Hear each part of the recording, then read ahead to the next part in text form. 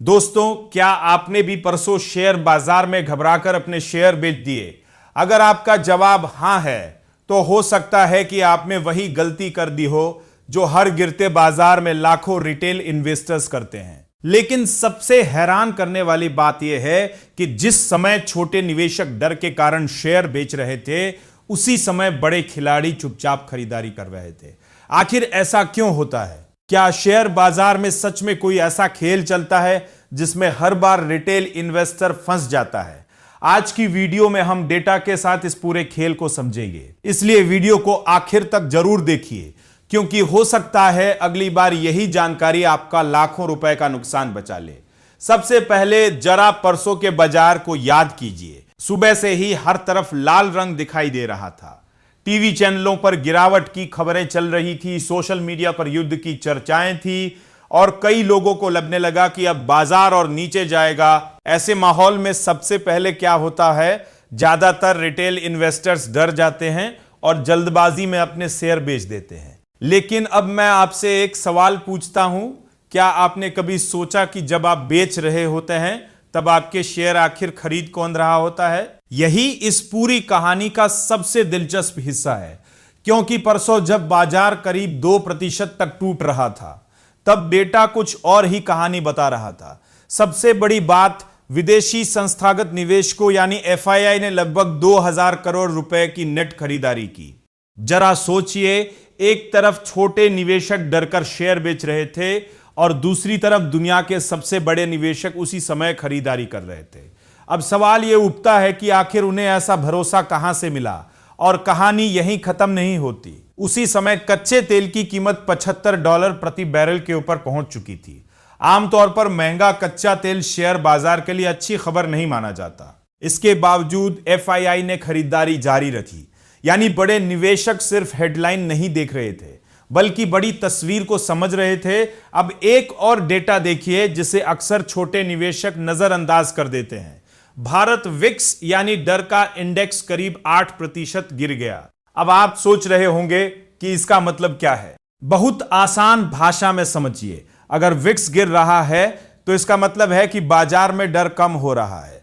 यानी स्क्रीन पर लाल रंग जरूर दिख रहा था, लेकिन बड़े निवेशकों के मन में डर नहीं था। अब आप खुद सोचिए, अगर एफआईआई खरीद रहे, विक्स गिर रहा है और संस्थागत निवेशक घबराए हुए नहीं हैं, तो फिर बाजार में बेच कौन रहा था? जवाब साफ है, सबसे ज्यादा पैनिक सेलिंग रिटेल इन्वेस्टर्स की तरफ से देखने को मिली। यही वजह है कि हर बड़ी गिरावट में अक्सर छोटे निवेशक नुकसान उठाते हैं और बड़े खिलाड़ी उसी गिरावट का फायदा उठा लेते हैं। लेकिन दोस्तों, अब कहानी को थोड़ा और बड़ा करके देखते हैं, क्योंकि सिर्फ एक दिन की गिरावट देखकर फैसला लेना हमेशा सही नहीं होता। अब जरा दुनिया की सबसे बड़ी आर्थिक संस्थाओं में से एक आईएमएफ की ताजा रिपोर्ट पर नजर डालते हैं। दुनिया इस समय कई चुनौतियों से जूझ रही है। कहीं युद्ध का खतरा है, कहीं टैरिफ का असर दिखाई दे रहा है। लेकिन इन सब के बीच आईएमएफ ने भारत को लेकर जो अनुमान दिया है वह काफी दिलचस्प है। आईएमएफ का कहना है कि वित्त वर्ष 2027 में भी भारत की अर्थव्यवस्था करीब 6.4% की दर से बढ़ सकती है।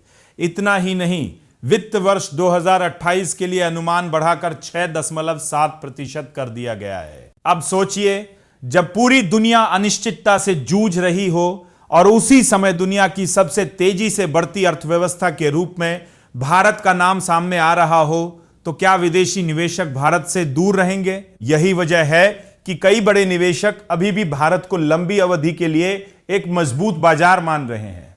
अब एक और दिलचस्प बदलाव पर बात करते हैं। पिछले कुछ समय से पूरी दुनिया में एआई और सेमीकंडक्टर सेक्टर का जबरदस्त क्रेज देखने को मिला था। कई कंपनियों के शेयर रिकॉर्ड ऊंचाई पर पहुंच गए थे, लेकिन अब वहां रफ्तार थोड़ी धीमी पड़ती दिखाई दे रही है। ताइवान और दक्षिण कोरिया जैसे बड़े सेमीकंडक्टर बाजारों में भी पहले जैसी तेजी नहीं दिख रही। तो क्या इसका भारत से कोई संबंध है? बिल्कुल है। कई मार्केट एक्सपर्ट्स का मानना है कि जब किसी सेक्टर में तेजी कम होती है तो बड़ा पैसा नए अवसर तलाशना शुरू करता है। इसे कैपिटल रोटेशन कहा जाता है। यानी जो पैसा पहले दूसरे बाजारों में लगा हुआ था, वह भारत जैसे तेजी से बढ़ते और अपेक्षाकृत सुरक्षित बाजारों की तरफ आ सकता है। अब एक और सवाल, अगर बाजार इतना मजबूत है तो फिर निफ्टी और सेंसेक्स में पैसा क्यों नहीं बन रहा? इसका जवाब भी काफी दिलचस्प है।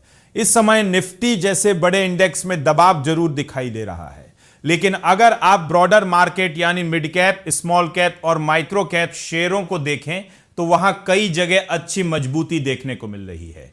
ऐसा क्यों? क्योंकि बड़ी कंपनियां अब इतनी बड़ी हो चुकी है कि उनके लिए पहले जैसे तेज ग्रोथ हासिल करना आसान नहीं है।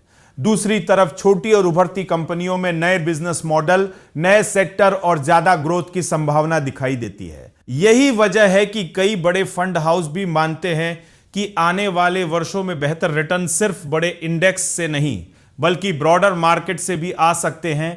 लेकिन इसका मतलब यह बिल्कुल नहीं है कि आप आंख बंद करके हर स्मॉल कैप शेयर खरीदना शुरू कर दे। सबसे जरूरी है सही रणनीति।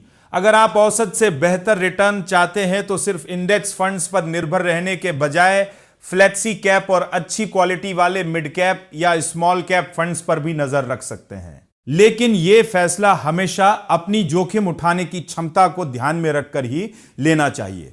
और एक बात जो शायद सबसे ज्यादा जरूरी है, कभी भी अपना पूरा पैसा शेयर बाजार में मत लगाइए।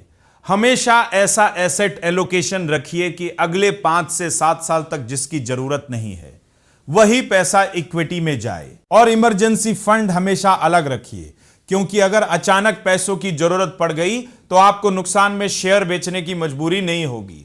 दोस्तों, शेयर बाजार में गिरावट नई बात नहीं है, हर साल आती है। लेकिन हर गिरावट के बाद 2 तरह के निवेशक दिखाई देते हैं। एक वे जो डरकर बेच देते हैं और दूसरे वे जो डेटा देखते हैं, धैर्य रखते हैं और मौके का फायदा उठाते हैं। इसलिए अगली बार जब बाजार लाल दिखाई दे तो सिर्फ स्क्रीन का रंग मत देखिए, यह भी देखिए कि एफआईआई क्या कर रहे हैं, विक्स क्या कह रहा है, अर्थव्यवस्था की तस्वीर कैसी है और बड़े निवेशकों का भरोसा किस तरफ है। अब मैं आपसे जानना चाहता हूं, अगर आने वाले दिनों में बाजार में फिर से बड़ी गिरावट आती है तो क्या आप भी घबराकर अपने शेयर बेच देंगे या फिर इस बार डेटा पर भरोसा करके मौके का फायदा उठाएंगे? अपनी राय नीचे कमेंट में जरूर बताइए। अगर आपको यह वीडियो पसंद आई हो और आप शेयर बाजार, निवेश और बिजनेस की ऐसी ही आसान और काम की जानकारी नियमित रूप से देखना चाहते हैं तो वीडियो को लाइक जरूर करें, अपने दोस्तों के साथ शेयर करके बेल आइकन भी दबा दीजिए। मिलते हैं अगली वीडियो में। यह वीडियो सिर्फ एजुकेशनल मकसद के लिए है। इन्वेस्ट करने से पहले कृपया अपने फाइनेंशियल एडवाइजर से सलाह लें। नमस्कार, धन्यवाद।